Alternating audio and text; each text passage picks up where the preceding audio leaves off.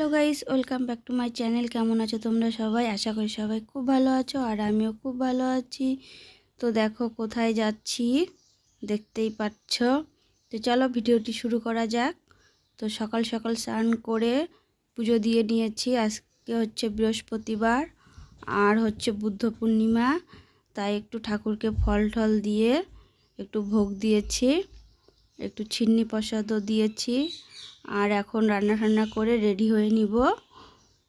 তো দেখো রেডি হয়ে বেরিয়ে পড়েছি, আর যাচ্ছি হচ্ছে আজকে শিলিগুড়িতে, বাপের বাড়িতে।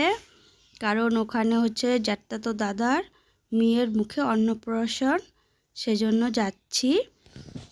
তো যাওয়ার কোনো কথাই ছিল না। তো দেখো চলে এসেছি, এসে দেখি সব কমপ্লিট হয়ে গিয়েছে। তো মহাপ্রভুর ভোগ দিবে। তো দেখো পুজো দিয়েছে, খুব সুন্দর করে সাজিয়েছে। তো মুখে প্রসাদও দেওয়া হয়ে গিয়েছিল, স্নান করানো হয়ে গিয়েছিল। তোমাদের ওইসব কিছু দেখাতে পারলাম না আমি।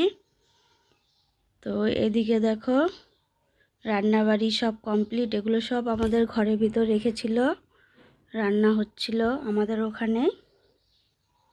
তো এখন খাওয়া দাওয়া করে যাব হচ্ছে একটু ইস্কন মন্দিরে। আমি সব জায়গায় লেট করি। তো দেখো এখন ইস্কন যাবে, সবাই রেডি হয়ে এখানে দাঁড়িয়ে আছে টোটোর জন্য। তো দেখো চলেও এসেছি ইস্কন মন্দিরে। খুব সুন্দর একটা জায়গা, মানে এখানে গেলেই একটা মানে মনের ভিতর একটা শান্তির, জানি না কেমন যেন হয় মনটা। তো খুব ভালো লাগে এখানে আসলে। তো তোমরা এখনও যারা যারা এই ইস্কনে আসোনি তারা একবার ঘুরে যেও। তো এখানে দেখো সন্ধ্যা আরতি হচ্ছিল, খুব সুন্দর সন্ধ্যা আরতি করছিল, নাচ গান সব হচ্ছিল। তোমাদের ঠাকুরের মুখগুলো আমি ভালো করে দেখাতে পারিনি, কারণ দূর থেকে উঠিয়েছি তো বোঝা যাচ্ছিল না। তো দেখো এখানে সন্ধ্যা আরতির সময় সবাই কীর্তন হচ্ছিল, নাচ গান হচ্ছিল।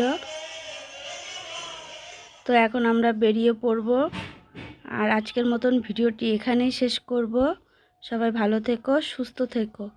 আরও যার অন্নপ্রাশন তাকে একবার দেখিয়ে দিই। এই যে এই পুচকিটার অন্নপ্রাশন, খুব কান্না করছিল। বাই।